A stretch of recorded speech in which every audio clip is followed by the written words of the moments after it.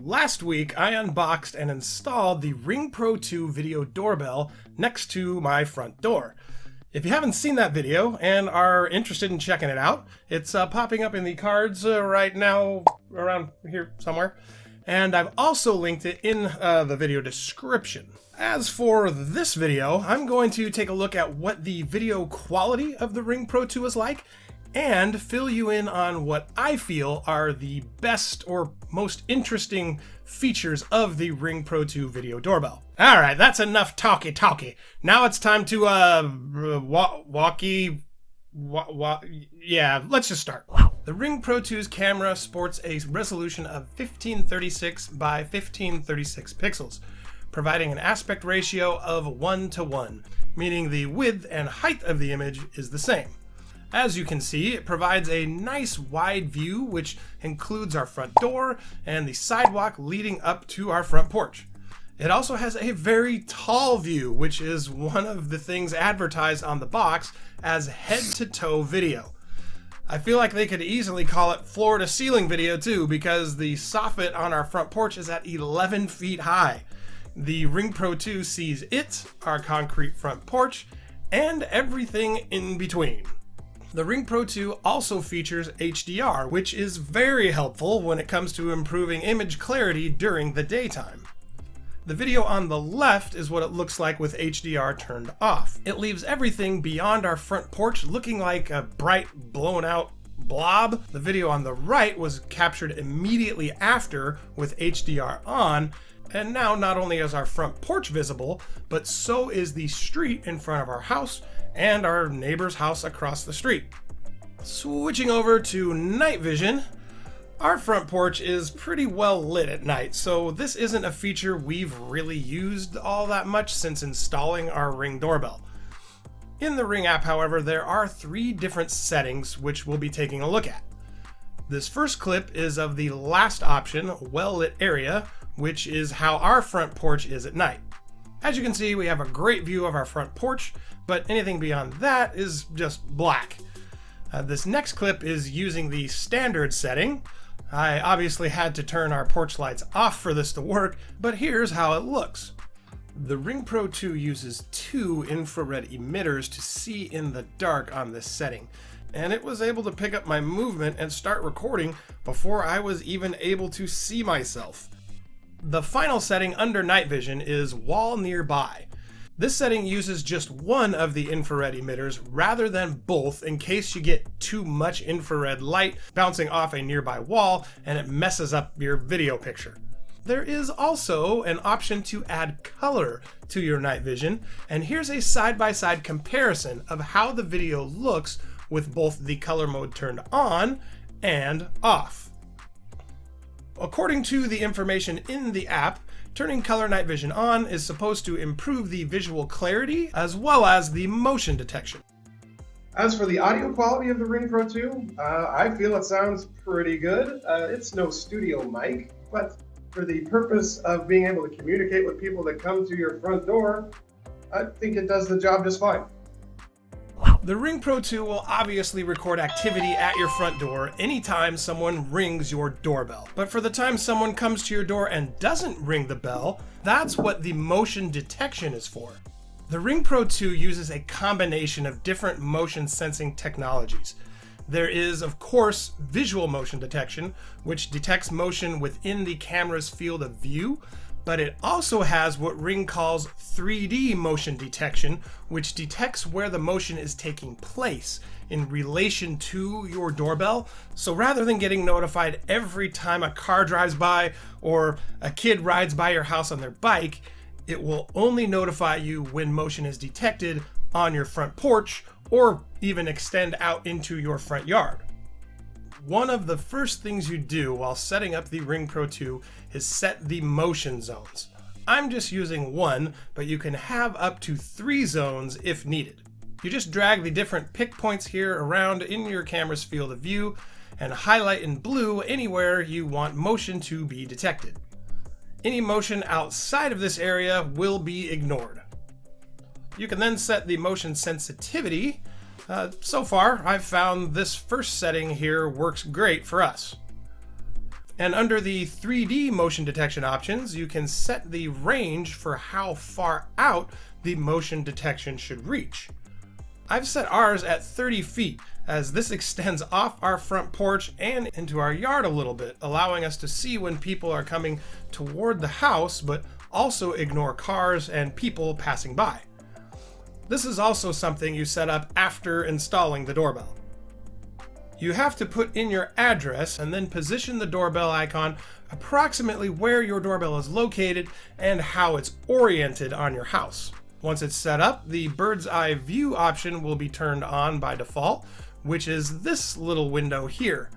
It doesn't provide any useful information really, but in my mind, it's mostly a visual representation of the 3D motion, showing you when someone came into view and where they were at. Also in the motion settings is Smart Alerts, which allows you to decide which motion events you get notifications for. You can have it notify you of all detected motion, or just when people are detected, or you can have it ignore people and only notify you of other motion. I don't know why you'd want to do that, but you can. The doorbell will always record events when people are detected. This is just giving you the option to not be pushed out a notification when someone comes to your door. In the advanced settings, you can set motion schedules, so if there are certain times of the day you want to receive notifications and other times you don't, you can set those up here. For example, while you're at work, you'll probably want to get notifications. However, when you're home or your family is home and your kids are constantly going in and out of your house, you probably don't want to be notified every single time they're detected. This brings me to one of the features of the Ring Pro 2 that I understand not many other video doorbells have. Well, at least at the time of the making of this video anyway. And that is its 6-second pre-roll feature. The camera is essentially recording all the time. If you go to your timeline, you'll see motion events in blue and times when you accessed the camera's live feed in orange.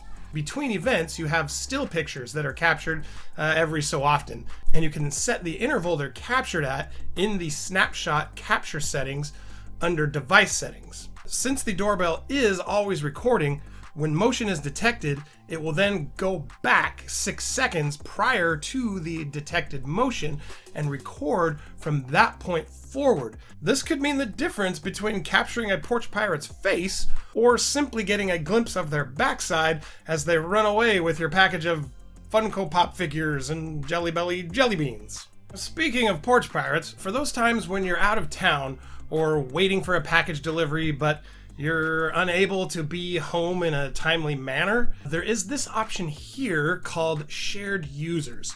This allows friends or family members of yours to receive motion and Ring alerts, answer your doorbell, and even check your Ring doorbell's live view. They do have to have the Ring app on their smartphone or tablet and set up their own Ring account to do this, but since doing all that is free, it just takes a bit of their time to set it up.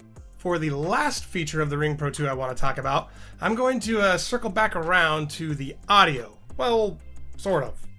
When someone comes to your door, you can talk to them through the Ring. But this isn't something that's at all unique to the Ring Pro 2. Many other video doorbells support this kind of intercom functionality.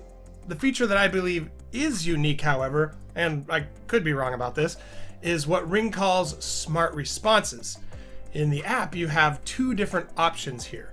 There's what is called a quick reply, which they compare to having an answering machine for your front door, where you can choose from a handful of default messages to be played when someone rings your doorbell. Thanks for stopping by. If you'd like to leave a message, you can do it now. Yeah, I was just in the neighborhood making a video and thought I'd hit the doorbell there and see how this thing works. Is that it? Am I done?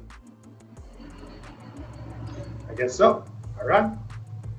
Here you can also choose how long the Ring Pro 2 will wait before it answers the door for you. The other option is Alexa Greeting. This, I feel, is the more interesting of the two options because Rather than it simply playing a predetermined message and then recording the response of the person at the door, Alexa will greet the people at the door, take messages from them, and even give delivery instructions. You can even customize those instructions in this field here. Just for fun, here's me testing it out so you can see how it works. Okay, here's Ring Concierge. Welcome. This is Alexa. What is the purpose of the visit? I'm just stopping by to say hello. Sorry, I cannot help you with that. I can take a message or assist with package delivery. What do you want to do? Take a message? Sure, I can help you with that. What is your name? Brian. Please provide me the contact number. I'll just come back another time. Thanks. You are welcome. What is your message to the homeowner? Just let him know that Brian stopped by. Just wanted to say hi. I will send a message to the resident. Thanks for coming. Bye. Bye. As cool and useful as all these features are, though, there is a catch, and it's kind of a big one. The bad news about any Ring doorbell is you are required to pay for one of their Ring Protect plans in order to go back and review any video events or smart response messages.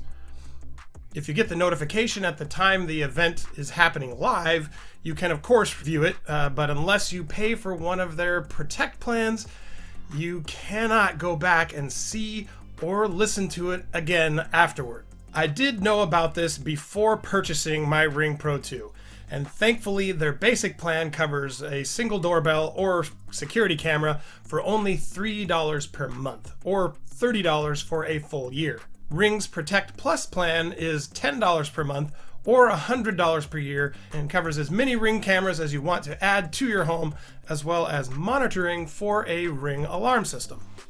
There are, of course, many other things you can do using the Ring app, like control your alarm system, assuming it's compatible with the Ring app, of course, as well as control your garage door, lights in your house, locks, your thermostat, and many other things. Also, if you have an Amazon Echo or Echo Show, you can set up your Ring doorbell to ring through to those devices and answer your doorbell using them, just as you would from your smartphone or tablet. We don't own any of these other smart devices though, so I won't be taking a look at any of that in this video. Also, I think this video is just about long enough. Overall, I feel the Ring Pro 2 is an awesome video doorbell. It has really good picture quality both during the day and at night. The 3D motion detection is a great feature that helps limit the notifications you get to those that are the most important. And I think having Alexa be able to answer your door for you and take messages from people that come to your door is pretty cool. It does suck though that in order to really utilize these features, you need to pay for Ring's Protect plan. On the bright side though, it isn't exactly expensive. $30 per year for the basic plan is totally doable, but does add more to the cost of an already expensive video doorbell over the course of its lifetime. What do you think? Is the Ring Pro 2 worth its $250 price tag? Let me know your thoughts in the comments. I'm always interested in getting other people's perspectives on these types of products. I want to give a great big thank you to those of you still watching at this point. You guys are the true MVPs. YouTube determines whether it suggests videos to other people or not based on how long people watch a given video. So those of you that are still watching right now are helping out more than you realize. There's also the YouTube things that help, and I thank you for taking a moment to do those. And if you'd like to pick up a Ring Pro 2 of your very own, I have a link to my Amazon store in the video description where you can check it out, as well as a host of other products I've featured in past videos. Once again, thank you so much for watching. I hope that you have a fantastic day, and we'll see you next time. Later.